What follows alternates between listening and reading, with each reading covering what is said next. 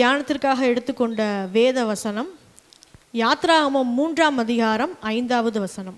யாத்ராகமம் 3ஆம் அதிகாரம் 5வது வசனம்.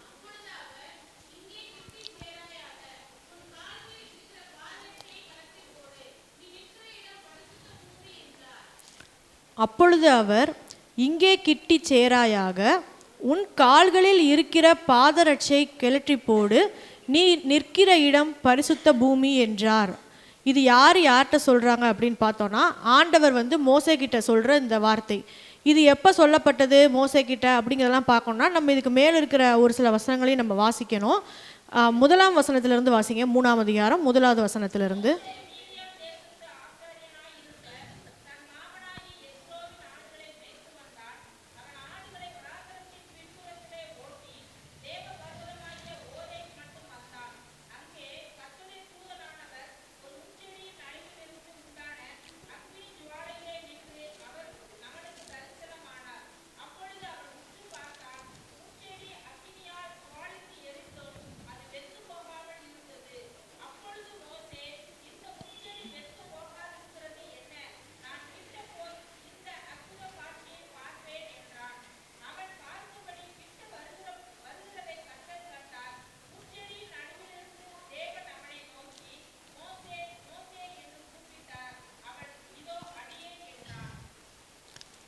மோசேயோட வாழ்க்கையை பற்றி தான் நம்ம இன்றைக்கி பார்க்க போகிறோம். மோசேயின் வாழ்க்கையிலிருந்து தேவன் நமக்கு கற்றுக் கொடுக்கக்கூடிய ஒரு சில காரியங்களை பார்க்க போகிறோம். அந்த காரியங்கள் நிமித்தம் மோசேயுடைய வாழ்க்கை எப்படி மாறிச்சு, நம்ம அதிலிருந்து என்ன கற்றுக்குறோம் அப்படின்னு பார்க்க போகிறோம். அதுலேயும் முக்கியமாக பார்த்தோன்னா இந்த 5வது வசனம், அதில் மோசையை பார்த்து தேவன் சொல்கிறாரு, உன் கால்களில் இருக்கிற பாதரட்சியை கிளற்றி போடு, நீ நிற்கிற இடம் பரிசுத்த பூமி அப்படின்னு. ஸோ அவர் பாதரட்சியை கிளற்றி போட்டு வந்த பின் அவருடைய வாழ்க்கையில் என்னென்ன மாற்றங்கள்லாம் நடந்துச்சு அப்படின்னு ஒரு சில காரியங்கள் நம்ம பார்க்க போகிறோம். மோசேயோடைய வாழ்க்கையை பற்றி நம்ம எல்லாருக்குமே நன்றாக தெரியும். அவர் எப்படி பிறந்தார், எங்கே வளர்ந்தார் எல்லாமே தெரியும். இருந்தாலும் சுருக்கமாக சொல்லிவிட்டு நம்ம கடந்து போகலாம். மோசே பிறந்தப்போ அவங்க அம்மா அவர் அழகுள்ள குழந்தைன்னு கண்டு அவரை ஒழித்து வைத்து, அதுக்கப்புறம் ஒழித்து வைக்க முடியாமல் அவங்கள அந்த நதியில் விடுறாங்க. அதுக்கப்புறம் பார்வோன் குமாரத்தி அவரை எடுத்து கொண்டு போய் அரண்மனையில் வளர்க்குறாங்க. அரண்மனையில் அவர் எல்லா சௌகரியத்தோட எல்லா நல்ல நன்மைகளோடு அவர் நல்லா வளர்ந்து வராரு. ஒரு கட்டத்தில் அவர் 2 பேர் சண்டை போடுறத பார்த்து அந்த இடத்துல அவர் ஒரு அடித்து கொலை பண்ணிடுறாரு நம்ம பார்க்குறோம். அதன் பின் அவர் அந்த இடத்துலேருந்து தப்பிச்சு ஓடுறாரு. ஓடி அவங்க மாமா வீட்டுக்கு போகிறாரு. அங்கே அவர் ஆடுகளை மேய்த்து கொண்டிருக்கிறார். அப்பொழுது அந்த வனாந்தரத்திலே அவர் ஆடு மேய்த்து கொண்டிருக்கிற அந்த சூழ்நிலையில் தேவன் அவருக்கு முன்பாக அந்த முட்செடியில் தோன்றி இந்த வார்த்தைகளை சொல்கிறத பார்க்குறோம்.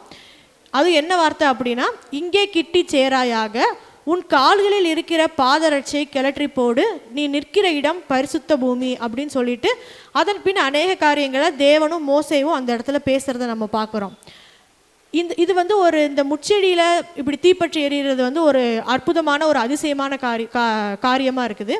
அதை இதுக்கு முன்னாடி மோசேவும் பார்த்ததில்லை, யாரும் பார்த்ததில்லை. அதனால அவர் என்ன பண்ணுறாருன்னா, அந்த 2வது வசனத்தில் நம்ம பார்க்கும் பொழுது, அப்பொழுது அவன் உற்று பார்த்தான் அப்படின்னு போட்டிருக்குது. தேவன் அந்த முச்செடியில் தோன்றி அந்த முச்செடி தீப்பற்றி எறிகிறது அந்த அதிசயத்தை அவர் உற்று பார்க்கிறார். அதுக்கப்புறம் அது என்னென்னா, அது வெந்து போகாமல் இருக்குது. அதனால் அவர் அதை கிட்ட போகிறாரு. போகிறப்ப தேவன் அவர்கிட்ட சொல்கிறாரு, உன் பாதரட்சியை கிளட்டிட்டு நீ வா அப்படின்னு சொல்கிறாரு. ஸோ இந்த வசனத்தை நம்ம வாசிக்கும் பொழுது தேவன் மோசே எப்படிப்பட்ட ஒரு சூழ்நிலையில் இருந்தார்னா, அவர் ஆடு மேய்த்து கொண்டிருந்தவராக இருந்தார். முதல்ல அவர் பிறந்ததுலேருந்து அவர் ஒரு 40 ஆண்டுகள் கிட்ட அவர் அரண்மனையில் வளர்றாரு. அந்த அரண்மனையில் அவருக்கு தேவையான அனைத்து காரியங்களும் கிடைக்கிது. அவருக்கு நல்ல உடை கிடச்சிருக்கும், நல்ல என்னெல்லாம் அவருக்கு தேவையோ நல்ல சௌகரியம். அந்த எகிப்தில் இருந்த மக்கள் எவ்வளோ கஷ்டப்பட்டு அடிமைத்தனத்தில் இருந்தாலும் மோசே அந்த அடிமைத்தன வாழ்க்கையை அவர் அங்கே வாழலை. அப்படி அவர் வளரலை. ஒரு அடிமையின் மகனாக அவர் அங்கே வளரலை. அவர் அரண்மனையில் நல்ல ஒரு வாழ்க்கை வாழ்ந்து வந்தார். ஆனால் பின்னாட்களில் பார்க்குறோம், அவர் இங்கே ஆடு மேய்த்து கொண்டிருக்கிறவராக இருக்கிறார். அவர் அங்கேருந்து ஓடி வந்த அப்புறம் இங்கே 40 ஆண்டுகளுக்கு மேலே இங்கே வனாந்தரத்தில் அவர் ஆடு மேய்த்து கொண்டிருக்கிறார். இதில் கீழே இருக்க வசனங்கள்லாம் நம்ம வாசிக்கும் போது மோசே தேவனிடத்தில் சொல்கிறாரு. அதாவது தேவன் மோசையை போய் நீ எகிப்து ஜனங்களை அடிமைத்தனத்திலிருந்து நீக்கி கானானுக்கு நேராக நீ வழி நடத்தணும்னு சொல்கிறப்ப மோசே வந்து சொல்கிறாரு, நான் வந்து திக்குனாவும் மந்தனாவும் திக்குவாயினுமா இருக்கிறேன் அப்படின்னு சொல்லிட்டு. அப்போ வந்து அவர் எத்தனை வருஷம் அப்படியே ஆடு மேய்க்கிற வாழ்க்கையிலே தனிமையிலே அந்த வனாந்தரத்திலே இருந்தது நிமித்தம் அவருக்கு வார்த்தைகளே வராமல் போயிடுச்சு. அரண்மனையில் அவ்வளோ ஞானவானா வளர்ந்துருப்பார், அவ்வளோ பேசியிருப்பார், அவ்வளோ அதிகாரமுடையவராக இருந்திருப்பார், அவர் பார்மோன் குமாரத்தியாக இருந்தது நிமித்தம். ஆனால் இப்போ இங்கே வந்து அவர் வாழ்கிற வாழ்க்கையில் இந்த வனாந்தரத்தில் அவர் என்ன பண்ணுறாருன்னா அவருடைய எல்லா மேன்மைகளும் இழந்துட்டார். அவருக்குன்னு எதுவும் இல்லை, அவரும் அந்த ஆடுகளும் தான் இருக்கிறாங்க. அவர் அந்த ஆடுகளை மேய்க்கிற வாழ்க்கை வாழ்ந்து வந்தது நிமித்தம் அவருடைய வார்த்தை கூட எப்படின்னா அந்த வார்த்தையை அவருக்கு பேச்சுக்கு அந்த வார்த்தையே வராத அளவுக்கு அவர் வந்து அப்படிப்பட்ட ஒரு சூழ்நிலையில் வாழ்ந்து கொண்டு இருக்கிறார். அவர்கிட்ட தான் வந்து தேவன் வந்து பேசுகிறாரு. எப்படி பேசுகிறாருன்னா அந்த முச்செடியில் தோன்றி தேவன் வந்து பேசுகிறாரு. அவர் தேவன் பேசுகிற வார்த்தை என்னன்னா, இவர்கிட்ட போன உடனே தேவன் சொல்கிறாரு, மோசே மோசேன்னு முதல்ல கூப்பிடுறாரு. அதுக்கு மோசே வந்து பதில் சொல்கிறாரு, இதோ அடியேன் அப்படின்னு சொல்கிறாரு. முதல்ல தேவன் அவரை கூப்பிடுறாரு, இவர் அதுக்கு நான் இருக்கிறேன் அடியேன்னு சொல்லி அவரை ஒப்பு கொடுக்குறாரு. அதன் பின் தேவன் பின்னாடி வர வார்த்தைகள் எல்லாம் பேசுகிறாரு. இந்த 5வது வசனத்தில் பார்க்கும்போது தேவன் சொல்கிறாரு, இங்கே கிட்டி சேராயாக.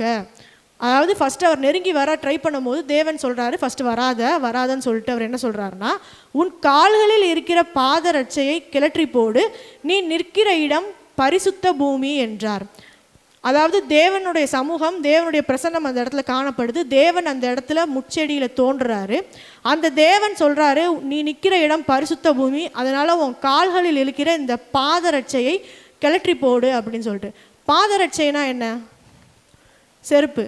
நம்மளும் கூட எல்லாரும் பாதரட்சை வச்சுருக்கோம், எல்லாரும் செருப்பு போடுறோம், நம்ம எல்லாரும் வச்சுருக்கிறோம். நம்ம அதை என்ன பண்ணுவோம், வீட்டுக்குள்ளே வரும்போது வீட்டு வாசல்லே கழட்டி போட்டுட்டு தான் உள்ளே வருவோம். யாரும் செருப்பை வந்து அப்படியே வீட்டுக்குள்ளே போட்டுட்டு வர்றதில்லை. அது வீடுன்னு இல்லை, நம்ம எங்கெல்லாம் இருக்கிறோமோ, சபையில் வந்தாலும் நம்ம கழட்டி போட்டு வருவோம். இந்த மாதிரி எந்தெந்த இடத்துக்குலாம் போகிறோமோ நம்ம கழட்டி போட்டுட்டு உள்ளே வரவங்களாக இருக்கும். ஏன் நம்ம அந்த பாதரட்சியை கழட்டி போடுறோம்?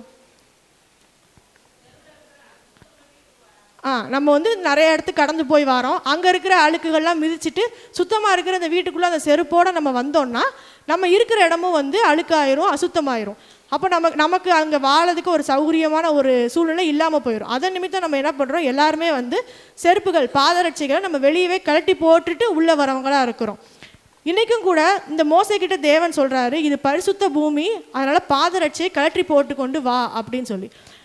பாதரட்சை வந்து அநேக காரியங்களை குறிக்கிறதா இருக்குது. நம்ம வந்து இந்த உலகத்தில் வெளியில் இருக்கிற அழுக்குகளை உள்ளே கொண்டு வரக்கூடாதுங்கிறதுக்காக நம்ம வெளியே கழட்டி போட்டு வந்துடுறோம். அதே போல் பாதரட்சை என்பது நம்முடைய வாழ்க்கையில் எப்படி இருக்குதுன்னா, நம்முடைய வாழ்க்கையில் இருக்கிற அசுத்தங்களை சுமந்து கொண்டு வருகிற ஒரு காரியமாக காணப்படுது.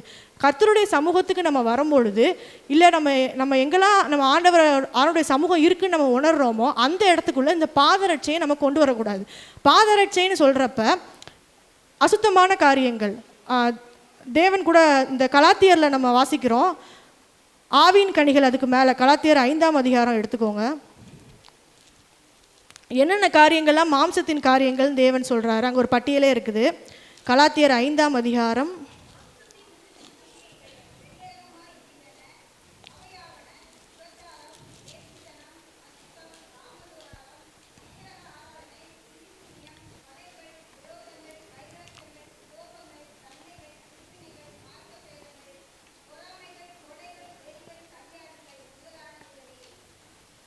இங்கே நம்ம பார்க்குறோம், இந்த பட்டியலில் சொல்லப்பட்டிருக்குது மாம்சத்தின் கிரியைகள் அப்படின்னு சொல்லிட்டு ஒரு பட்டியல் போடுறாங்க. அதில் வந்து அசுத்தம், வேசித்தனம், காம விகாரம், கோபங்கள், சண்டைகள், விரோதங்கள், வைராக்கியங்கள், பொறாமைகள், கொலைகள் அப்படின்னு ஒரு பட்டியலே போடப்பட்டிருக்கிறது. இந்த மாதிரியான காரியங்கள் இதெல்லாம் வந்து மாம்சத்தின் கிரியைக்கு ஏதுவான காரியங்கள். இந்த காரியங்கள் நம்ம வந்து ஆண்டவருடைய சமூகத்துக்குள்ளே கொண்டு வரக்கூடாது.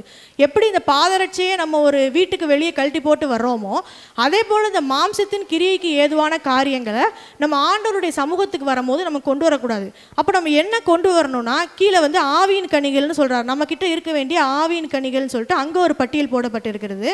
அதில் பார்த்தோன்னா அன்பு, சந்தோஷம், சமாதானம், நீடிய பொறுமை, தயவு, நற்குணம், விசுவாசம், சாந்தம், இச்சையடக்கம் அப்படின்னு ஸோ நம்ம வந்து என்ன பண்ணணும்னா, நம்ம ஆண்டவருடைய சமூகத்தில் கடந்து வரும்பொழுது இந்த ஆவியின் கனிக்கு ஏதுவான காரியங்கள், அன்பை கொண்டு வரணும், சந்தோஷத்தை கொண்டு வரணும், சமாதானத்தை கொண்டு வரணும், நீடிய பொறுமையை கொண்டு வரணும், இந்த மாதிரியான காரியங்களை நம்ம அவருடைய சமூகத்துக்கு வரும்போது, அந்த பரிசுத்த இடத்திற்கு கடந்து வரும்பொழுது நம்ம பாதரட்சியை கிளற்றி விட்டு இந்த காரியங்களை நம்ம கொண்டு வரணும். இப்போ ஆண்டவருடைய சமூகம் அப்படின்னு சொல்கிறப்ப எதெல்லாம் ஆண்டவருடைய சமூகம், எங்கெல்லாம் ஆண்டவருடைய சமூகம் காணப்படுது அப்படின்னு நம்ம பார்த்தோம்னா, வேதம் நமக்கு சொல்லுது, புதிய ஏற்பாட்டில் சொல்லும் பொழுது எங்கும் தேவனை தொழுது கொள்ளும் காலம் வந்ததே அப்படின்னு சொல்லப்பட்டிருக்குது. அது மாத்திரம் இல்லாமல் எங்கே 2-3 பேர் என் நாமத்தினாலே கூடி வருகிறார்களோ அங்கே நானும் வருவேன்னு ஆண்டவர் சொல்கிறாரு. அப்போது நம்ம எங்கெல்லாம் அவருடைய நாமத்தை சொல்லி நம்ம கூடி வருகிறோமோ, எங்கெல்லாம் நம்ம அவரை தொழுது கொள்கிறோமோ அந்த இடத்துக்கெல்லாம் அவருடைய சமூகம் வந்து கடந்து வருது. அவருடைய சமூகம் கடந்து வருதுன்னு சொல்கிறப்ப நம்ம எங்கெல்லாம் அவரை தொழுது கொள்கிறோம், எங்கெல்லாம் நம்ம அவருடைய நாமத்தை சொல்லி கூடி வரோன்னு பார்த்தோன்னா சபை ஒரு இடம்.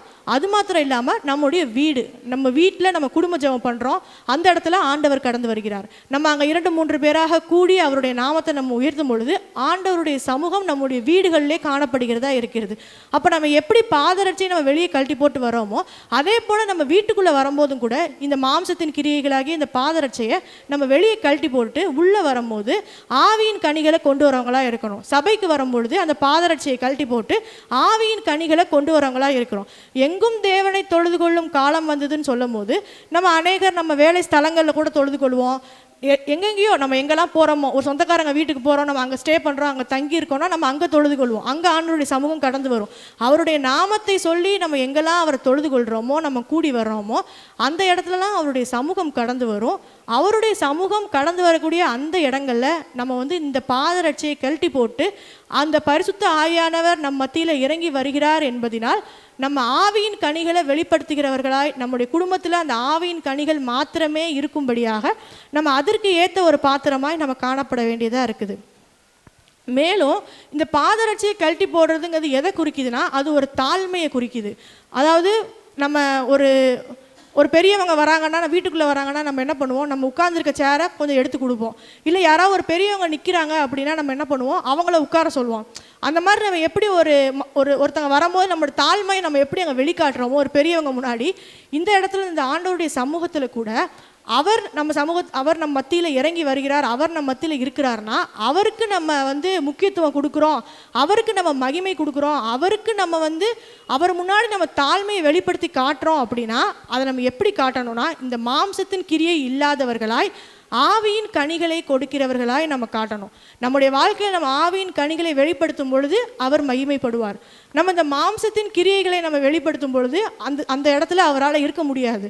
அதனால நம்ம என்ன பண்ணணும்னா, ஒவ்வொரு தடவையும் நம்ம குடும்ப ஜெபமாக இருக்கட்டும், நம்ம வீட்டில் கூடி இருக்கிறதா இருக்கட்டும், நம்ம தனிப்பட்ட ஜெபிக்கிற வாழ்க்கையாக இருக்கட்டும், இல்லை நம்ம சபையில் கடந்து வரும்போதாக இருக்கட்டும், நம்ம இந்த பாதரட்சை, இந்த அசுத்தமான காரியங்களை நம்ம வந்து வெளியிலே கிளட்டி வைத்து கொண்டு வருகிறவர்களாக இருக்கணும்.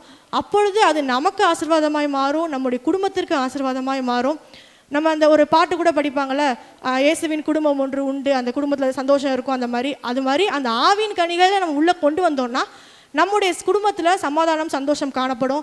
இந்த மாம்சத்தின் கிரியைகளை, இந்த பாதரட்சையை நம்ம எங்கெல்லாம் நம்ம ஆண்டவருடைய சமூகத்தை நம்ம எண்ணி வரோமோ அப்போ நம்ம வெளியே கழட்டி போட்டு வரவங்களாம் நம்ம இருக்கணும். இங்கே மோசையோட வாழ்க்கையில் பார்த்தோம்னா, இவர் இந்த பாதரட்சியை கழட்டி போட்டுட்டு ஆண்டவருடைய வார்த்தையை கேட்குறாரு. ஆண்டவர் அதுக்கு பின்னாடி நிறைய பேசுகிறாரு, என்னென்னா செய்யணும்னு பேசுகிறாரு. இந்த எகிப்து ஜனங்களை விடுவிச்சு நீ வழிநடத்தி கொண்டு வரணும்னு சொல்கிறாரு. அது எப்படி என்னால் முடியும் அப்படிலாம் பேசும்போது உனக்கு வாயா ஒருத்தனை அனுப்புகிறேன்னு சொல்கிறாரு. ஸோ அந்த காரியங்கள்லாம் பின்னாடி பேசப்படுது. இது வந்து இவருடைய அந்த ஊழிய பாதைக்கு, இவருடைய வாழ்க்கை அதன் பின் மேன்மை அடைகிறதுக்கு ஒரு ஸ்டார்டிங் பாயிண்ட்டாக, ஒரு ஆரம்ப புள்ளியாக இந்த சம்பவம் தான் காணப்படுது. தேவன் இந்த முச்செடியில் தோன்றி தேவன் பேசுகிறத மோசை இங்கே தான் முதல்ல கேட்குறாரு. அதை கேட்ட பின் அவருடைய வாழ்க்கையில் பெரிய மாற்றங்கள் காணப்படுது. அந்த 3ஆம் அதிகாரம் 5வது வசனத்தை மீண்டும் ஒரு முறை வாசிங்க.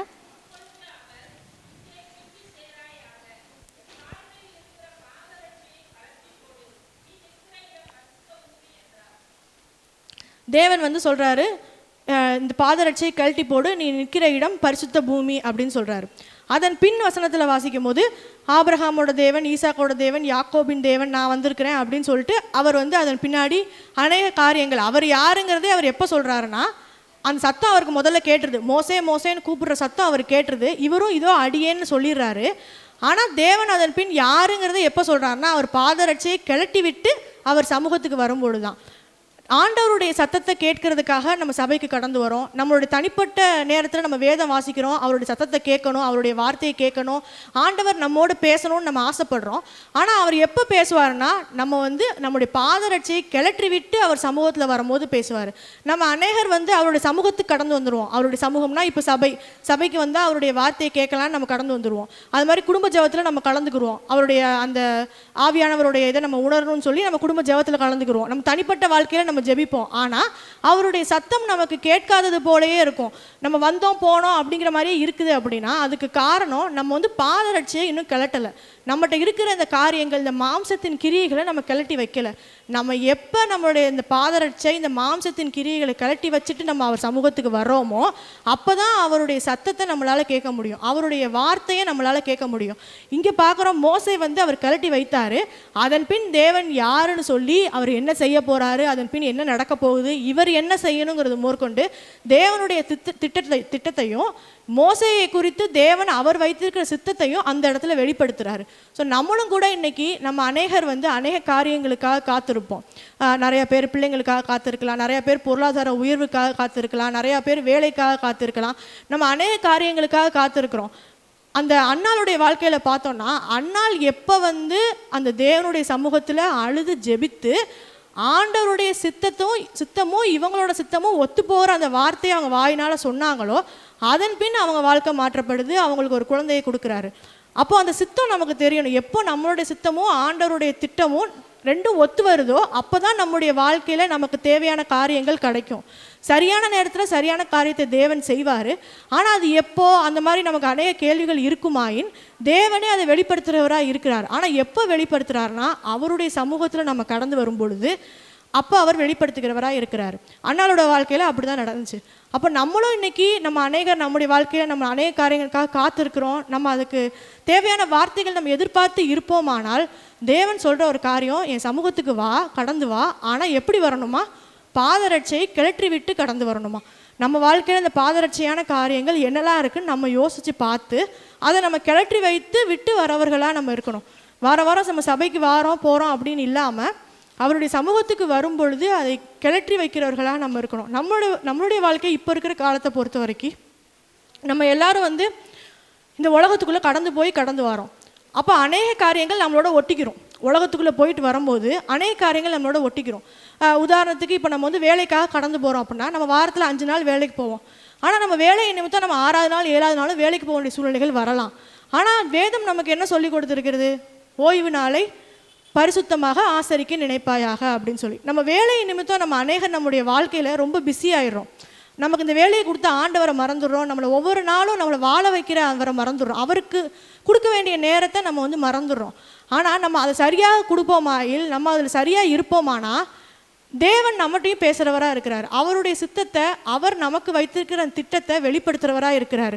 எனவே நம்ம என்ன பண்ணணும்னா, எப்போவும் ஆண்டவருடைய சமூகத்துக்கு முக்கியத்துவம் கொடுக்குறவங்களா இருக்கணும். இங்கே மோசேட்ட தேவன் பேசுகிறாரு. அவருடைய சமூகம் இறங்கி அவருடைய பிரசன்னம் அந்த முச்செடியின் மூலம் காணப்பட்டு அந்த வார்த்தை அவருக்கு வெளிப்படுது. ஆனால் எப்போ வெளிப்படுது? மோசே அந்த இடத்துல இருக்கிறது நிமித்தம் வெளிப்படுது. அந்த சமூகம் அந்த இடத்துல இறங்கி வரும்போது நம்ம அங்கே இல்லை அப்படின்னா அந்த வார்த்தையை நம்ம மிஸ் பண்ணிடுவோம். அந்த வார்த்தையை நம்ம கேட்க தவறிடுவோம். அப்போ அந்த வார்த்தையை நம்ம கேட்கும் பொழுது தேவன் அதன் பின் கிரியை செய்கிறவராக இருக்கிறாரு. இன்னொரு வசனம் கூட வாசிக்கலாம். யாத்திராகமம் 3ஆம் அதிகாரத்தில் 8வது வசனம்.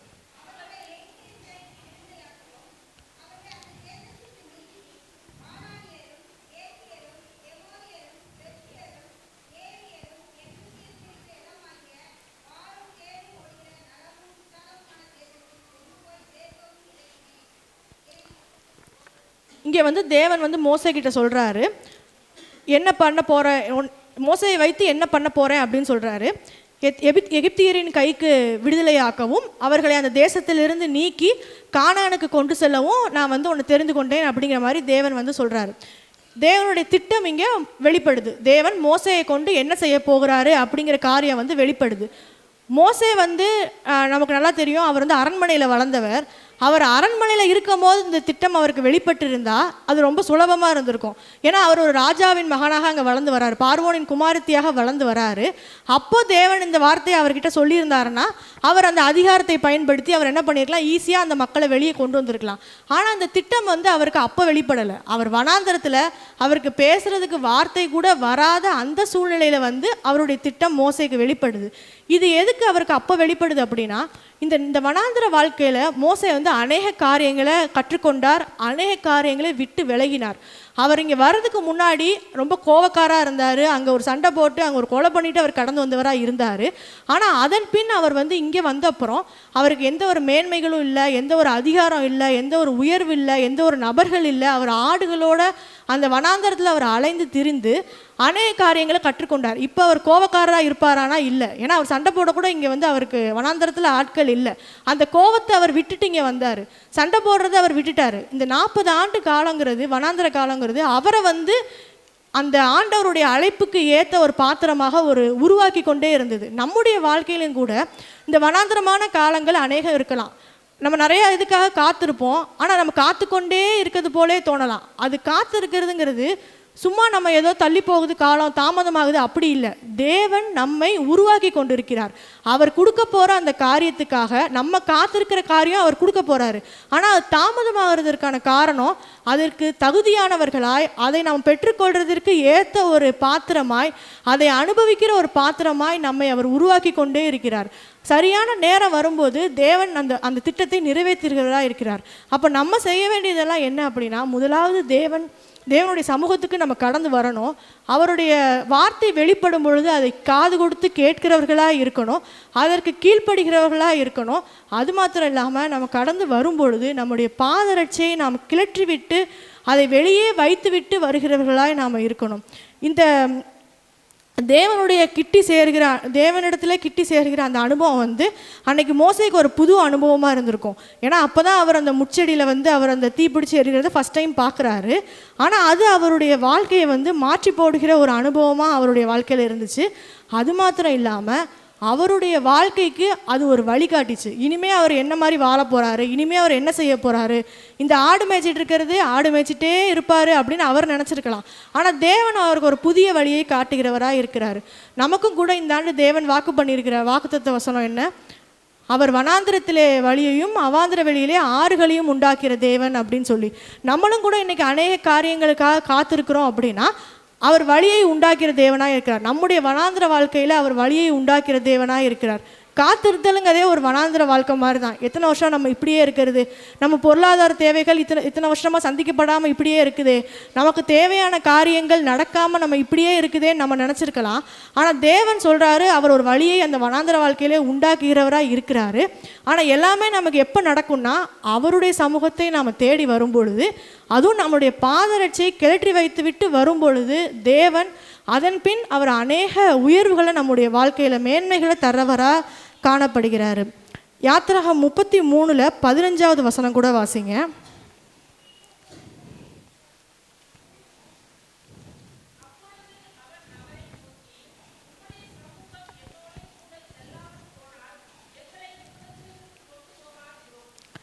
இந்த வசனம் மோசே சொல்கிறாரு, பின்னாட்களில் சொல்கிறாரு, உம்முடைய சமூகம் எங்கள் கூட வரல அப்படின்னா எங்களை இந்த இடத்துலேருந்து கொண்டு போகாதீங்க அப்படின்னு. முதல்ல ஆண்டவருடைய சமூகத்தை அவர் அந்த முச்செடி முன்னாடி உணர்றாரு. இங்கே பார்க்குறோம் அவர் அந்த உணர்ந்ததுக்கு அப்புறம் அவர் அந்த ஆண்டவருடைய பேச்சை கேட்டு கீழ்ப்படிந்து அந்த மக்களை வழிநடத்தி கொண்டு போனதுக்கப்புறம் மோசே சொல்கிறாரு, உம்முடைய சமூகம் எங்கள் கூட வரலனா எங்களை கொண்டே போகாதீங்க அப்படின்னு சொல்கிறாரு. அப்போது அவருடைய வாழ்க்கையில் அவர் எந்த அளவுக்கு ஆண்டவர் அதுக்கப்புறம் அவர் பிடித்து கொண்டிருப்பார்னு பாருங்கள். அந்த அளவுக்கு அவர் எல்லாத்துக்கும் ஆண்டவர் சார்ந்து இருக்கிற ஒரு நபராக மாறுறாரு. ஆண்டவர் அவர் இடத்துல பேசின அப்புறம், ஆண்டவருடைய சமூகத்தை அவர் உணர்ந்த அப்புறம் எல்லாத்துக்கும் ஆண்டவர் இடத்துல கேட்டு அவருடைய சமூகம் எங்கே போகுதோ அங்கே போகிறவங்களா மாற்றுங்கன்னு சொல்கிறாரு. நம்ம மோசையோட இந்த பிரயாணத்தில் பார்க்கும்போது கூட அவங்கள அக்கினி ஸ்தம்பமும் மேகஸ்தம்பமாக இருந்து தேவன் வழிநடத்தினார் அப்படின்னு பார்க்குறோம். அப்போ நம்ம ஒவ்வொரு இடத்துக்கும் நம்ம போய் வரும்பொழுது அவருடைய சமூகம் நம்மளோட கூட வரணும், அவருடைய சமூகம் நமக்கு முன்பாக செல்லணும், அவருடைய பிரசன்னம் நம்மோட கூட இருக்கணும். எல்லா இடத்துக்கும் நம்ம எங்கெல்லாம் போய் வரோமோ அந்த இடத்துலலாம் இருக்கணும். அப்போ அது இருக்கணும் அப்படின்னா நம்ம அதற்கு தகுதியானவர்களாய், பாதரட்சையை நம்மோட கூட வைத்திருக்காதவர்களாய் நம்ம இருக்கணும். அந்த பாதரட்சைக்கு ஏதுவான காரியங்கள் நம்முடைய வாழ்க்கையில் இல்லாமல் இருந்துச்சுன்னா, அவர் சமூகம் இந்த சபையில் நம்ம குடும்பத்தில் மட்டும் இருக்கும் அப்படின்னு இல்லை, அது நம்ம போகிற வர இடத்துல எல்லாம் நம்ம கூடயே வரும். அவருடைய நன்மையும் கிருபையும் வாழ்நாளெல்லாம் நம்மளை தொடர்ந்தே வரும். ஆனால் இதெல்லாம் எப்போ நடக்கும்னா, நம்ம அந்த காரியங்களை விட்டு வரும் பொழுது. தேவன் நமக்கு மேன்மையான ஆசீர்வாதங்களை வச்சிருக்கிறாரு. நம்ம நினைக்கலாம், நமக்கு ஒரு உடுத்த உடை கொடுத்துருக்காரு, இருக்கிறதுக்கு ஒரு இடம் கொடுத்துருக்காரு, 3 வேளை நல்ல சாப்பாடு கொடுத்துருக்காரு, நம்மளை போஷிக்கிறாரு, தேவன் நம்மளை ஆசீர்வாதிச்சிருக்காரு, நம்ம ஆசீர்வாதமாக இருக்கிறோன்னு. அது ஆசீர்வாதம் தான், அது தேவன் கொடுத்தது தான். ஆனால் அவர் அதோட நம்ம நின்றணும் அப்படின்னு நினைக்கிறவரே இல்லை. அவர் நம்மை உயர்த்தி நம்மளை இன்னும் மேன்மேலும் நம்மளை வளர செய்து, அவர் நம்ம வாழ்க்கையில் வச்சிருக்கிற அந்த திட்டம் அது ரொம்ப உயர்ந்ததாக இருக்கிறது. அது நம்ம வாழ்க்கையில் செயல்படணும் அப்படின்னா, அந்த மேன்மையை நம்மளும் அனுபவிக்கணும் அப்படின்னா, நம்ம அவர் கருத்தில் நம்மை நாமே அர்ப்பணித்தவர்களாக இருக்கணும், அவருக்குள்ளே இருக்கணும். இந்த பாதரட்சிக்கு ஏதுவான காரியங்கள் நம்முடைய வாழ்க்கையில் இல்லாதவர்களாக இருக்கணும். நம்ம அந்த புது வருட ஆராதனை கூட பார்த்தோம்ல, நாளைக்கு நான் உங்கள் மத்தியிலே அதிசயங்களை செய்வேன், ஆனால் இன்னைக்கு நீங்கள் பரிசுத்தம் பண்ணிக்கொள்ளுங்கள் அப்படின்னு சொல்லப்பட்டது போல், அவர் அதிசயங்கள் அற்புதங்களை செய்ய தயாராக இருக்கிறாரு, அவர் செய்வார். ஆனால் எப்போனா நம்ம பரிசுத்தமாக இருந்தோம்னா, நம்ம அவருக்குள்ளே இருந்தால் மாத்திரம்தான். இயேசுவோட பிறப்பின் காரியத்தில் கூட சொல்லப்பட்டிருக்குல்ல, அவர் தம்முடைய ஜனங்களுக்காக மரித்து ரத்தம் சிந்தி அவங்கள மீட்டு கொண்டாருன்னு. தேவன் இந்த எல்லாத்துக்கும் ஒரே தேவன் தான், எல்லாரையும் தான் அவர் நேசிக்கிறாரு. ஆனால் அவரை யாரெல்லாம் பிடித்து கொண்டு அவருடைய ஜனங்களா தம்முடைய ஜனங்களா இருக்கிறாங்களோ அவங்களுக்கு தான் அனைத்து ஆசீர்வாதங்களும் அனைத்து மேன்மைகளும் அனைத்தும் சொந்தமாக்கப்படும். நம்ம இன்னைக்கு நம்ம சபைக்கு நம்ம குடும்பத்தில் எல்லாரும் வரதில்லை, கொஞ்சம் பேர் வருவாங்க, கொஞ்சம் பேர் வரதில்லை. வேதம் சொல்லுது, ஒருத்தர் விசுவாசிச்சா அவங்க குடும்பத்தே ரட்சிக்கப்படுவாங்க அப்படின்னு சொல்லி. அது உண்மைதான். நம்ம ஒருத்தர் விசுவாசத்தில் ஸ்ட்ராங்காக இருந்தோம்னா நம்ம குடும்பம் ரட்சிக்கப்படும். ஆனால் ஆசீர்வாதங்களை பெற்றுக்கொள்ளுமா அப்படின்னு பார்த்தோம்னா, அது தனிப்பட்ட நபருக்கு சொந்தமானது. ஒரு தனிப்பட்ட நபரும் ஆண்டவரை தேடும் பொழுது தனிப்பட்ட நபரின் வாழ்க்கையில் தேவன் அதிசயங்களையும் அற்புதங்களையும் ஆசீர்வாதங்களையும் தர்றவராக இருக்கிறாரு. ஒருவேளை நம்ம இன்னைக்கு நம்ம பிள்ளைங்களுக்காக நம்முடைய குடும்பத்துக்காக நம்ம ப்ரேயர் பண்ணலாம், தேவன் ஜெபத்தை கேட்குறவர் தான். ஆனால் அந்த பிள்ளைகளும் அதுக்காக ப்ரேயர் பண்ணணும், அந்த பிள்ளைங்களும் ஆண்டவருடைய சமூகத்தை தேடணும். அப்போ தான் அவங்க வாழ்க்கையில் நம்ம எதிர்பார்க்குற அந்த அதிசயங்கள் நடக்கும்.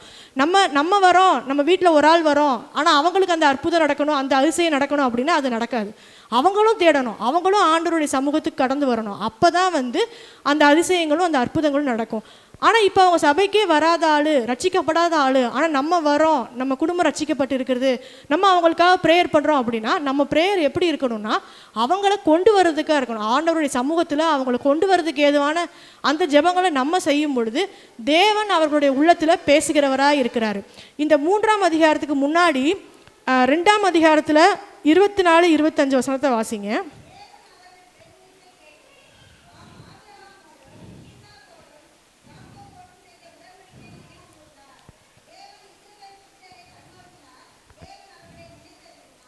இங்கே நம்ம பார்க்குறோம், அந்த ஜனங்கள் ஆண்டவரை நோக்கி கூப்பிடுறாங்க.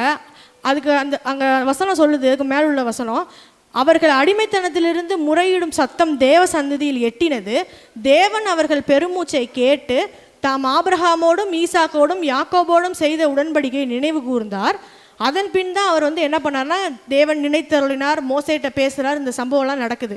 அப்போது நம்ம ஏதாவது ஒரு வேண்டுதல் வச்சுருக்கிறோம், நம்ம குடும்பத்துக்காக, நம்முடைய வாழ்க்கைக்காக, இல்லை நம்முடைய பொருளாதார தேவைகளுக்காக நம்ம ஒன்று வேண்டிக் கொண்டே இருக்கிறோம் அப்படின்னா தேவன் அதை கேட்பார், அதுக்கு தகுந்த ஆளை அவர் உருவாக்குவார். ஏன்னா இங்கே சொல்லுது, இவங்க கூப்பிட்டாங்க, தேவன் மோசையை ஏற்படுத்தி அவங்க மூலியம் இவங்களுக்கு விடுதலையை கொண்டு வராரு. தேவன் நம்மளை ஒரு கருவியாக பயன்படுத்துவார். ஆனால் எப்போனா மோசேயும் அவர் சமூகத்துக்கு அவர் விட்டு கொடுத்து அவருடைய சமூகத்தில் அவர் கீழ்ப்படிந்தவராய் அவருடைய வார்த்தையை கேட்டு அவர் அர்ப்பணிக்கும் பொழுது தான் இந்த காரியங்கள் நடக்குது. ஸோ நம்ம இன்னைக்கு நம்முடைய வாழ்க்கையில் நாம் மாத்திரம் ஆண்டவரை தேடி நம்ம கெட்டியாக பிடித்து கொண்டு நம்முடைய குடும்பத்தில் இருக்கிற எல்லாருக்கும் ஆசீர்வாதங்கள் வரணும்னு நம்ம நினைக்கிறோன்னா தேவன் கொடுப்பார். ஆனால் இன்னும் அதிகமாக கொடுக்கணும், அவர் நம்ம நினைக்கிற எல்லாமே நடக்கணும், தாமதமாகுது அநேக காரியங்கள் எல்லாமே நடக்கணும்னா நம்ம குடும்பத்தில் இருக்க நபரும் ஆண்டவருடைய சமூகத்துக்கு வரணும். அவங்களும் ஆண்டவரை கிட்டியாக பிடிச்சு கொள்கிற ஒரு நபராக இருக்கணும். நம்மளால் பண்ண முடிஞ்சது என்னென்னா, நம்ம அவங்கள கொண்டு வர்றது மட்டும்தான், ஆண்டவருடைய சமூகத்துக்கு கொண்டு வர்றது மட்டும்தான். ஒருவேளை அப்படி நம்மளால் கொண்டு வர முடியாத சூழ்நிலையில் நம்ம இருப்போமானால் நம்ம இன்றைக்கி தேவனிடத்தில் கேட்கலாம். பரிசுத்த ஆவியானவர் அவர் எல்லா காரியத்தையும் வாய்க்க பண்ணுகிறவராக இருக்கிறார். அவர் நமக்காக வழக்காடுகிறவராக இருக்கிறார். அவர் நம்மோடு கூட இருந்து அவர் ஆலோசனை கர்த்தர், அவர் வழிநடத்துகிறவராக இருக்கிறார். அவர்கிட்ட நம்ம கேட்கும்போது தேவன் அந்த எதிர் நபரோட உள்ளத்தில் பேசுகிறவராக இருக்கிறார். பேசி அவங்கள நம்மளால் பேசி கொண்டு வர முடியலனாலும் தேவன் பேசி கொண்டு வரவராக இருக்கிறார். அப்போ நம்ம செய்ய வேண்டியது, நம்மளுடைய பாதரட்சியை கிளற்றி விட்டு நம்ம குடும்பத்துக்கு ஒரு ஆசீர்வாதம், ஒரு நன்மைகள் கிடைக்கணும் அப்படின்னா நம்ம ஆண்டவருடைய சமூகத்துக்கு வந்து நம்மளுடைய பாதரட்சியை கிளற்றி விட்டு அவங்களுக்காக நம்ம வேண்டுதல் செய்யும் பொழுது தேவன் அதை கேட்டு அந்த நபரையும் கொண்டு வந்து நம்ம குடும்பமாக நம்ம அந்த ஆசீர்வாதங்களை பெறும்படியாக, அந்த மேன்மைகளை நம்ம குடும்பமாக அனுபவிக்கும்படியாக தேவன் அதை வாய்க்க செய்கிறவராக இருக்கிறார். இங்கே மோசையோட வாழ்க்கையில் நம்ம பார்த்தோம் அப்படின்னா, மோசையை வந்து இந்த தேவன் பேசுகிற இந்த அனுபவத்துக்கு முன்னாடி அவரோட வாழ்க்கை வேறு மாதிரி இருந்துச்சு, அவருடைய சுபாவங்கள் வேறு மாதிரி இருந்துச்சு. ஆனால் இந்த பேசுனதுக்கு அப்புறம் அவருக்கு ஒரு புதிய அனுபவம் கிடச்சிச்சு. அவர் ஒரு புது வாழ்க்கையை வாழ ஆரம்பிச்சார், புதிய சிருஷ்டியாய் மாறினார். அவர் முன்னாடி எப்படி இருந்தாரோ, பழைய வாழ்க்கையில் அவருக்கு இருந்த கோபங்கள், சண்டைகள் அனைத்தையும் விட்டு இப்போ அவர் வந்து ஆண்டவர் எடுத்து நடத்தக்கூடிய, பயன்படுத்தக்கூடிய ஒரு பாத்திரமாக, ஒரு பொறுமையுள்ளவரா, அவர் தாழ்மையுள்ளவரா அவர் வந்து இதற்கப்புறம் காணப்படுகிறார். அதன் நிமித்தம் தான் அவர் அந்த மக்களை வந்து வழிநடத்தி கொண்டு போய் கானானுக்கு சேர்க்கறதுக்கு ஒரு பாத்திரமாக தேவன் பயன்படுத்துகிற ஒரு நபராக அவர் காணப்படுகிறார். இப்போ நம்ம மோசையோட வாழ்க்கையில் தேவன் பேசுகிற இந்த அனுபவத்துக்கு அப்புறம் நடந்த ஒரு 3 காரியங்களை பார்க்கலாம். முதலாவது யாத்திராகமம் 32:32 வாசிங்க.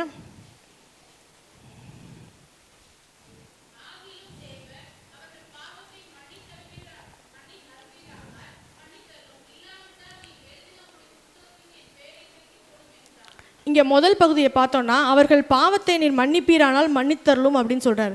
இது யாரை குறித்து மோசே சொல்கிறாருன்னா, அந்த ஜனங்களை வழிநடத்தி கொண்டு போயிட்டு இருக்கிறப்ப அவர் சொல்கிறார், இவங்களோட பாவங்கள்லாம் நீங்கள் மன்னிச்சிருங்க அப்படின்னு சொல்லி. மோசே முதல்ல வாழ்ந்த வாழ்க்கை வேறு, அரண்மனையில் வாழ்ந்த வாழ்க்கை வேறு, அதன் பின் அவர் வனாந்தரத்தில் வாழ்ந்த வாழ்க்கை வேறு. ஆனால் அவர் எப்போ ஆண்டவருடைய சத்தத்தை கேட்டு ஜனங்களை வழிநடத்துறதற்கு ஒப்பு கொடுத்து வழிநடத்த ஆரம்பித்தாரோ அதுக்கப்புறம் இவருடைய வாழ்க்கை வேற மாதிரி இருக்குது. அந்த ஜனங்களுக்காக இவர் ஜெபிக்கிறவராய் மாறிட்டார். இவர் ஆண்டவரிடத்துல கேட்கிறவராக மாறிட்டார். ஆண்டவருடைய சத்தத்தை இவர் கேட்டது மாத்திரம் இல்லாமல் இப்போ இவர் ஆண்டவர்கிட்ட பேசுகிறாரு, இந்த ஜனங்களை வந்து நீங்கள் மன்னிச்சிருங்கன்னு. முதல்ல அவர் அரண்மனையில் வாழ்ந்தப்ப அவருக்கு இருந்த சுபாவம் எப்படி இருந்துச்சுன்னா, ஏதாவது ஒரு சண்டை வந்தால் இவரும் அதை பேசி அதை வந்து இவர் கோவத்தை காட்டி இவர் சண்டை போடுறவராக இருந்தார். ஆனால் இப்போ ஏதாவது ஒன்று வந்தால், மக்கள் ஏதாவது பிரச்சனை பண்ணால் இவர் இப்போ என்ன பண்ணுறாரு, ஜெபம் பண்ணுறாரு. ஸோ அவருடைய வாழ்க்கை வந்து ஒரு ஜெபிக்கிற வாழ்க்கையாக மாறிடுச்சு. ஆண்டவர் அவர்கிட்ட பேசின இந்த முச்செடி அனுபவத்துக்கு அப்புறம் அவர் ஒரு ஜெபிக்கிற மனுஷனாக இருக்கிறாரு. எப்படி அவருக்கு இப்படி மாறி இருக்கும் அப்படின்னா, இந்த முச்செடியில் அவர் பேசும்போதே அவருக்கு தெரியுது. ஏன்னா அவர் வந்து ஆண்டவர் பேசுகிறாருன்னு சொல்லி தெரிஞ்சுதான் அவர் இதோ அடியேன்னு சொல்கிறாரு. ஸோ ஆண்டவர்கிட்ட அவருடைய அந்த வாழ்க்கையை ஆண்டவர் எடுத்து நடத்தும்படி அவர் வந்து ஒப்பு கொடுக்குறாரு. ஒப்பு கொடுத்ததுக்கப்புறம் தேவன் அவர்கிட்ட என்னென்ன திட்டங்கள்னு வெளிப்படுத்துகிறாரு. தேவன் அவரோடு கூட இருந்து அவரை வழி நடத்துகிறாரு. இதை மோசே உணர்ந்தவராய் இருந்தது நிமித்தம் மோசே வந்து ஜெபிக்கிற ஒரு நபராக மாறுறாரு. எல்லாருக்காகவும் அவர் கூட்டு வந்த ஜனங்களுக்காக அவர் ஜெபிக்கிற ஒரு நபராக மாறுறாரு. மோசேக்கு தெரியும் ஆண்டவர்கிட்ட எது கேட்டாலும் ஆண்டவர் செய்வார் அப்படின்னு சொல்லி. ஏன்னா இந்த சம்பவத்துக்கு அப்புறம், இந்த முச்செடி சம்பவத்துக்கு அப்புறம் இவங்க போய் பேசுகிறாங்க, அநேக வாதைகள் வருது, பார்வோன் விடமாட்டேன்னு சொல்கிறாரு, அந்த காரியங்கள்லாம் நடக்குது. ஆனால் கடைசியாக ஒரு கட்டத்தில் அவங்க விடுதலை பண்ணி அந்த அடிமைத்தனத்திலிருந்து மீட்டு கொண்டு வர அனுபவமும் மோசையோட வாழ்க்கையில் காணப்படுது. அப்போ மோசே வந்து அவருடைய வாழ்க்கையில் இந்த அதிசயங்களை அவர் பார்த்துருக்கிறாரு. அதன் நிமித்தம் அவருக்கு தெரியும் ஆண்டவர் நினச்சா என்னன்னாலும் செய்ய முடியும் அப்படின்னு சொல்லி. அதனால தான் அவர் வந்து ஆண்டவரை நோக்கி கூப்பிடுறாரு. நம்மளும் கூட நம்முடைய வாழ்க்கையில் தேவன் அநேக அதிசயங்களை செஞ்சுருக்கிறாரு, அநேக அற்புதங்களை செஞ்சுருக்கிறாரு. ஆனால் நம்ம மீண்டும் அவரை நோக்கி கூப்பிடுறோமா, இல்லை உலகத்துக்குள்ளே கடந்து போகிறோமான்னு பார்க்கணும். நமக்கு ஒரு தேவைகள் வரும் பொழுது நம்ம அவரை நோக்கி கூப்பிடுறோமா, இல்லை மாம்சத்தில் நம்ம செயல்பட்டு உலக நபர்களை நோக்கி பார்க்குறோமான்னு பார்க்கணும். நம்ம அவரை நோக்கி பார்க்கும் பொழுது அவரை மாத்திரம், அவருடைய சமூகத்தை மாத்திரம் நாம் இறுகமாக பற்றி கொண்டு இருக்கும் பொழுது தேவன் அநேக காரியங்களை நம்முடைய வாழ்க்கையிலே அவர் வாய்க்க பண்ணுகிறவராக இருக்கிறார். அன்று மோசையோடு இருந்த தேவன் தான் இன்று நம்மோடு இருக்கிறார். மோசேயை பலப்படுத்தின தேவன் தான், மோசேயை வழிநடத்த கிருபை செய்த அந்த தேவன் தான் இன்னைக்கு நம்மளோடு இருக்கிறாரு. மோசேயை வழிநடத்துனதை பார்த்து, மோசையோடு இருந்ததை பார்த்து தான் பின்னாடி யோசுவா வழி நடத்துறாரு. அப்போது ஒரு நபரோட வாழ்க்கையில் தேவன் கிரியை செய்கிறத பார்த்து கூட இருக்கிற நபர்களும் வந்து அதை மாதிரியே மாறுறாங்க. அப்போது நம்ம குடும்பத்தில் இன்னைக்கு ரட்சிக்கப்படாதவர்கள், ஆண்டவரை அறியாதவர்கள் இருப்பார்கள். ஆனால் நம்ம ஆண்டவருடைய சமூகத்தில் தரிச்சிருக்கிறது, நம்ம ஆண்டவருக்குள்ளே நிலைத்திருக்கிறத பார்க்கும் பொழுது அவர்களுடைய உள்ளத்தில் தேவன் பேசி கிரியை செய்து அவர்களையும் கொண்டு வரவராக இருப்பார். நம்ம அநேகருக்கு அந்த ஒரு இது இருக்கும், நம்ம குடும்பமாக வரணும், ஆண்டவரை தேடணும், நம்ம சொந்த பந்தங்கள் ரட்சிக்கப்படணும், நம்ம பரலோகத்துக்கு போகும்போது நம்ம எல்லாரும் சேர்ந்து போகணும்னு நம்ம நினைப்போம். நம்ம செய்ய வேண்டியதெல்லாம் ஆண்டவருடைய சமூகத்தில் நம்ம தரிச்சிருக்கணும், அவங்களுக்காக நம்ம வேண்டுதல் செய்யணும், அவங்கள எப்படியாவது ஆண்டவருக்குள்ளே கொண்டு வரதுக்கு நம்ம பிரயாசப்படணும். நம்ம பிரயாசப்படும் போது அந்த காரியங்களை தேவன் வந்து வாய்க்க பண்ணுகிறவராக இருக்கிறாரு. மோசையோட வாழ்க்கையில் முதல்ல பார்த்தோம்னா அவர் ஒரு ஜெபிக்கிற மனுஷனாக மாறுறாரு.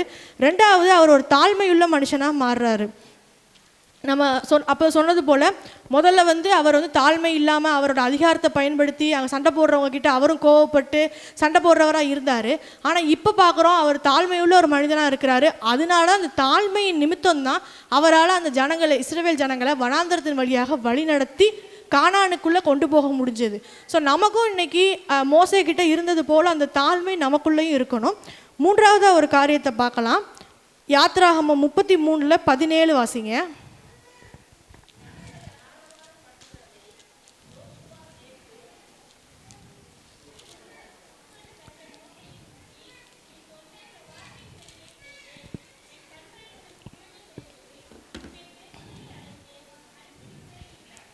இங்கே பார்க்குறோம், யாத்ராகமம் 33:17 ஆண்டவர் சொல்கிறாரு, அப்பொழுது கர்த்தர் மோசேயை நோக்கி, நீ சொன்ன இந்த வார்த்தையின்படியே செய்வேன், என் கண்களில் உனக்கு கிருபை கிடைத்தது, உன்னை பெயர் சொல்லி அழைத்து அறிந்திருக்கிறேன் என்றார் அப்படின்னு. அதாவது முதல்ல பார்த்தோம், தேவன் மோசே கிட்ட பேசுகிறாரு. அதன் பின் மோசே அவருடைய வாழ்க்கையை தேவனிடத்தில் ஒப்பு கொடுக்குறாரு.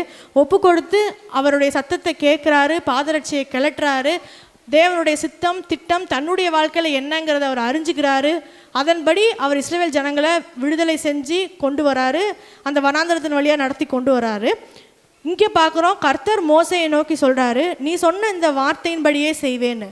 முதல்ல மோசே தேவனுடைய வார்த்தையை கேட்டார்.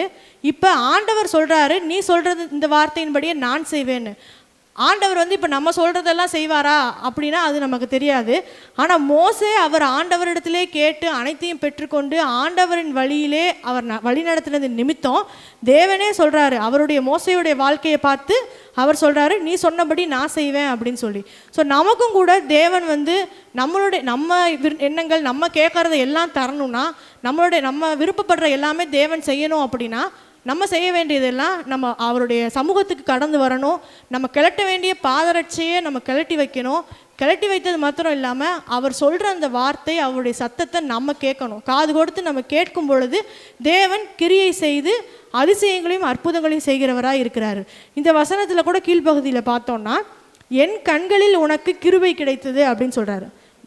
என் கண்களில் உனக்கு கிருபை கிடைத்தது. இன்றைக்கி ஆண்டவருடைய கிருபை தான் எல்லாமே. அவருடைய கிருபை இருக்கிறதுனால தான் நம்ம இந்நாள் வரைக்கும் கடந்து வந்திருக்கிறோம், இன்றைக்கி இந்த இடத்துல நிற்கிறோம். இது எல்லாமே அவருடைய கிருபை தான்.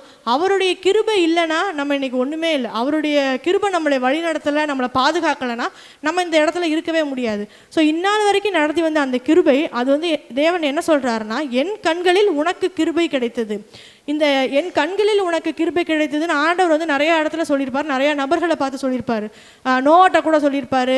அதனால அவர் பேடை செய்து அவரோட குடும்பம் மாத்திரம் காப்பாற்றப்பட்டதை நம்ம அறிஞ்சிருக்கிறோம்.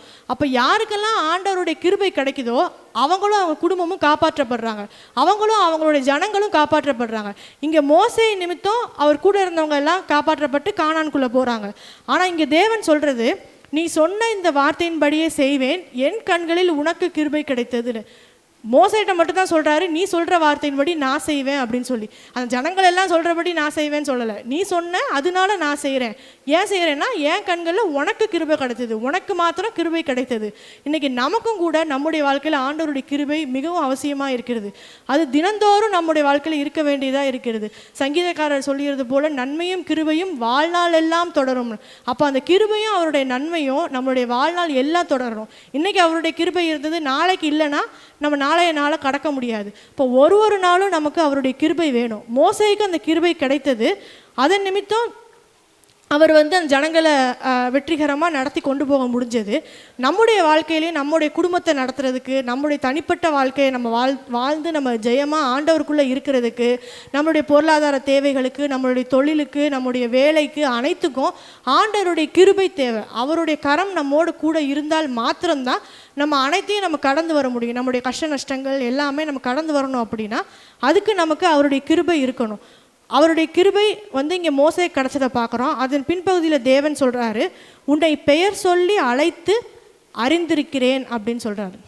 உன்னை பெயர் சொல்லி அழைத்து அறிந்திருக்கிறேன் அப்படின்னு தேவன் மோசையை பெயர் சொல்லி அழைத்திருக்கிறார், அறிந்திருக்கிறார்.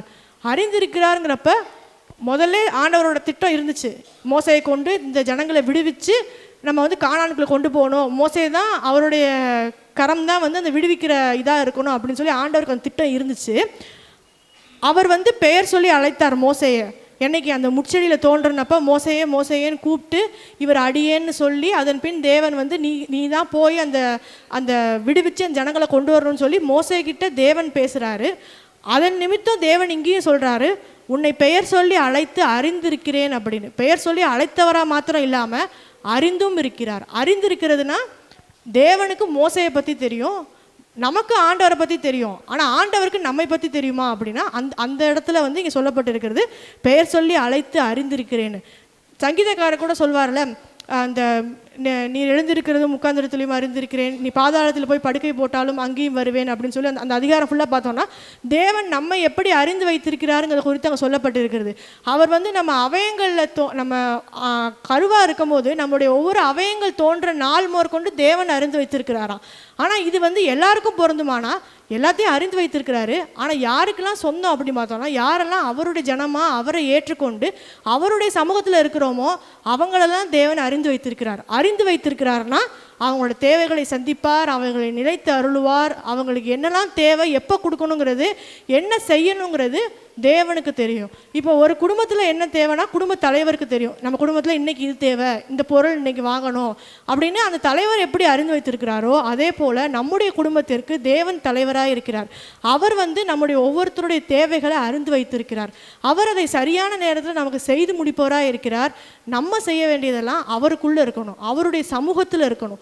அவருடைய சமூகம் நமக்கு முன்பாக செல்லணும், நம்ம குடும்பத்தில் இருக்கணும், நம்ம சபையில் இருக்கணும், நம்ம கூட இருக்கணும். அதுக்கு அது இருக்கும். ஆனால் நம்ம அவரோட சத்தத்தை கேட்கிற ஒரு சமூகமாக இருக்கணும். அதாவது சமூகம் இந்த இடத்துல கடந்து வருதுன்னா நம்ம ஒரு சத்தத்தை கேட்குறோமா அப்படின்னு நம்ம அதையும் சேர்த்து யோசித்து பார்க்கணும். அதை எப்போ கேட்க முடியும்னா நம்முடைய பாதரட்சியை நம்ம கழட்டி வைக்கும் பொழுது, நம்மகிட்ட இருக்கிற தேவையில்லாத காரியங்கள் எதெல்லாம் நம்ம மாற்றணும்னு பரிசுத்த ஆவியானவர் நமக்கு உணர்த்துகிறாரோ அந்த காரியங்களை நம்ம மாற்றிக்கொண்டு அதை நம்ம விட்டு வரும் பொழுது தேவன் நம்முடைய வாழ்க்கையிலையும் நம்மை அறிந்து வைத்திருக்கிறாரா இருக்கிறார். இந்த வசனமும் நமக்கு சொந்தமான வசனமாக இருக்கும். என் கண்களில் உனக்கு கிருபை கிடைத்தது, உன்னை பெயர் சொல்லி அழைத்து அறிந்திருக்கிறேன் அப்படின்னு சொல்லி தேவன் நம்மையும் பெயர் சொல்லி அழைத்திருக்கிறார். அதை நம்ம விசுவாசிக்கிறோம். தேவன் நம்மை அறிந்து வைத்திருக்கிறார், அதை நம்ம விசுவாசிக்கிறோம். ஆனால் அது நம்முடைய வாழ்க்கையில் அந்த வசனம் அந்த வாக்குத்தத்தம்லாம் கிரியை செய்யணும் அப்படின்னா நம்ம அவருக்குள்ளே இருக்கிறவங்களா இருக்கணும். கடைசியாக ஒரு வசனத்தை கூட வாசிக்கலாம். உபாகமம் 34:10.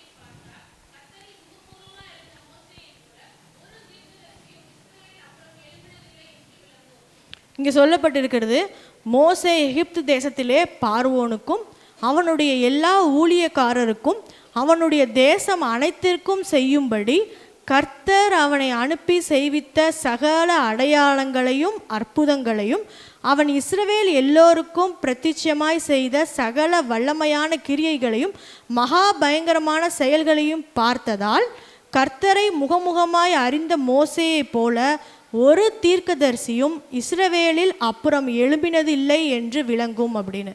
ஸோ மோசே அந்நாளில் தேவன் அந்த நாட்களில் தேவன் அவரிடத்துல வனாந்தரத்தில் பேசும் பொழுது அவரை ஒப்பு கொடுத்தார். ஆண்டவருடைய அந்த அழைப்பு ஏற்றுக்கொண்டு அந்த ஜனங்களை விடுதலையாக்குறதற்கு அவர் தயாராக இருந்தார். அவர் அந்த இதுக்கு கீழ்ப்படிஞ்சார், தேவனுடைய திட்டத்திற்கு கீழ்ப்படிஞ்சு அவர் அதை போய் செஞ்சார். அதன் நிமித்தம் மோசையை கொண்டு தேவன் எகிப்தில் அடிமைத்தனத்தில் இருந்த ஜனங்களை விடுதலையாக்கினார். அநேக அற்புதங்களையும் அடையாளங்களையும் மோசையை கொண்டு தேவன் செய்தார். இங்கே சொல்லப்பட்டிருக்கிறது, கர்த்தரை முகமுகமாய் அறிந்த மோசையை போல ஒரு தீர்க்கதரிசியும் இஸ்ரவேலில் அப்புறம் எழும்பினதில்லை என்று விளங்கும்னு. அப்போ இவரை போல இதுக்கு அப்புறம் யாருமே இல்லை. நம்மளை பொறுத்த வரைக்கும் நம்ம சொல்லலாம், இது மாதிரி இதுக்கு முன்னாடி யாருமே செஞ்சதில்லை அப்படின்னு சொல்லலாம். ஆனால் இதுக்கு அப்புறம் யாரும் செய்ய மாட்டாங்க அப்படின்னு நம்ம யாராலையும் சொல்ல முடியாது. ஒருத்தர் செய்கிற செயலை பார்த்துட்டு இது வரைக்கும் யாருமே இப்படி பண்ணதில்லை, நீங்கள் நல்லா பண்ணீங்க அப்படின்னு சொல்லலாம். ஆனால் நம்மளால் இனிமேல் யாருமே இப்படி பண்ண மாட்டீங்க, நீங்கள் நல்லா பண்ணீங்க அப்படின்னு நம்மளால் சொல்ல முடியாது. ஆனால் இங்கே சொல்லப்பட்டு இருக்கிறது, இது முதல்ல உபாகமம் பழைய ஏற்பாட்டிலே சொல்லப்பட்டுருச்சு. அப்போ இது வரைக்கும் அதுக்கப்புறம் இந்நாள் வரைக்கும் இப்படி ஒரு தீர்க்கதரிசி மோசேயை போல இஸ்ரவேலில் இல்லை அப்படின்னு சொல்லப்பட்டிருக்கிறது. ஸோ அப்படிப்பட்ட ஒரு மேன்மையான வாழ்க்கை மோசேக்கு கிடச்சிச்சு. முதல்ல அவர் அரண்மனையில் தான் வாழ்ந்தார், அப்போ அவர் நல்லா தான் இருந்தார். ஆனால் தேவன் அவருக்கு ஏற்ற பாத்திரமாய் அவர் எப்போ மாற்றி கொண்டாருன்னா, அவர் இந்த வனாந்திர அனுபவத்துக்கு கடந்து வந்ததுக்கு அப்புறம், அவருடைய வாழ்க்கையில் அவர் தேவனுடைய சத்தத்தை கேட்டதுக்கு அப்புறம் தான் தேவன் இன்னும் மேன்மையான பாத்திரமாக அவரை எடுத்து பயன்படுத்துகிறாரு. அவர் அந்த ராஜா வாழ்க்கையில் அவர் அப்படியே வாழ்ந்துட்டு போயிருப்பாருன்னா, எப்படி நம்ம அநேக பார்வோன்களை வேதத்தில் பார்க்குறோமோ அதே மாதிரி இவரும் ஒரு ராஜாவாக இருந்துட்டு அப்படியே போயிருக்கலாம். ஆனால் மோசையோட பேர் இங்கே தீர்க்கதரிசியா, இஸ்ரவேல் ஜனங்களை விடுதலையாக்கினவர்களா, எகிப்திலிருந்து கொண்டு வந்தவங்களா, அவங்கள கானானுக்குள்ளே வழி நடத்தினவங்களா, அநேக மகா பயங்கரமான செய்கைகளை செஞ்ச ஒரு நபரா மோசே இன்னைக்கு நம்ம பேசுகிறோம், இன்னைக்கு நம்ம பார்க்குறோம். அப்படின்னா மோசையுடைய வாழ்க்கையில் இவ்வளவு ஒரு மேன்மையான ஒரு பேர் தேவனே கொடுத்துருக்கிறாரு அப்படின்னா அது காரணம் மோசே அன்னைக்கு அந்த வனாந்தரத்தில் தேவனிடத்தில் அவரை அவர் அர்ப்பணித்தார். அவருடைய சமூகத்தில் தேவன் கூப்பிட்டாரு, தேவன் அதிசயமாய் அவர் முன்னாடி தோன்றினப்ப இவர் இதோ அடியேன்னு சொல்லி அவருடைய வார்த்தையை கேட்க ஒப்பு கொடுத்தாரு. அதன் பின் அவர் பாதரட்சியை கலட்டினார். பாதரட்சியை கலட்டினதுக்கு அப்புறம்தான் தேவன் அவருடைய திட்டத்தை, மோசேயை குறித்த அந்த சித்தத்தை, என்ன பண்ண போகிறோம், என்ன நடக்க போகுதுங்கிற அந்த காரியங்களை வெளிப்படுத்தினார். நம்மளும் கூட இன்னைக்கு அநேக தேவைகளுக்காக காத்திருக்கிறோம். அநேக காரியங்கள் நம்ம வாழ்க்கையில் எப்போ நடக்கும்னு சொல்லி நம்ம அநேக வாக்குத்தத்தங்கள், தேவன் நமக்கு அநேக வாக்குத்தத்தங்களை கொடுத்துருக்கிறாரு. இந்த வாக்குத்தத்தங்கள்லாம் நம்ம எப்போ நிறைவேறும்னு சொல்லி நம்ம ஒவ்வொரு நாள் நம்ம எண்ணிக்கொண்டு அதற்காக நம்ம ஜெபித்து கொண்டே இருக்கிறோம். நம்ம ஜெபிக்கிறவர்களாய் மாத்திரம் இல்லாமல் அவருடைய சமூகத்தை இன்னும் அதிகமாக தேடுகிறவர்களாய், அவருடைய சத்தத்தை இன்னும் அதிகமாக கேட்கிறவர்களாய், அவருடைய சமூகத்திலே தவறாமல் கடந்து வருகிறவர்களாய் இருக்கும் பொழுது அவருடைய சத்தம் கேட்கப்படும். அதை கேட்கப்படும் பொழுது நம்ம பாதரட்சையை அவிழ்த்தவர்களாய், பாதரட்சை நம்மோடு இல்லாதவர்களாய், அந்த தேவையில்லாத காரியங்களை நம்ம விட்டு விளங்கினவர்களாய் நம்ம இருப்போமானால், எப்படி மோசையை ஒரு புது சிருஷ்டியாக மாற்றி அவர் முந்தின வாழ்க்கையிலிருந்து பிந்தின வாழ்க்கையை வேறுபடுத்தி தேவன் காட்டினாரோ, நம்மளையும் கூட ஒரு விசேஷித்தவர்களாக அவர் தேவன் நம்மளை அழைத்திருக்கிறார். அவர் நம்மை பிரித்தெடுத்திருக்கிறார். ஆனால் அவர் விசேஷமாக பிரித்தெடுத்து அந்த வாழ்க்கையை நம்ம இன்னைக்கு வாழ்ந்து கொண்டு இருப்போமானால் தேவனுடைய சத்தத்தை கேட்க முடியும். இல்லை நம்ம ஒவ்வொரு நாளும் இந்த உலகத்துக்குள்ளே போயிட்டு வரும்போது நம்ம வேறு பிரித்தவர்கள்ங்கிறத மறந்து நம்ம அதோடே ஒத்து போவோமானால் நம்மளால் ஆண்டவருடைய சத்தத்தை நம்ம கேட்க முடியாது. ரோமரில் கூட சொல்லப்பட்டிருக்கிறதுல, ரோமர் 12ஆம் அதிகாரம் அந்த 2வது வசனத்தை வாசிங்க.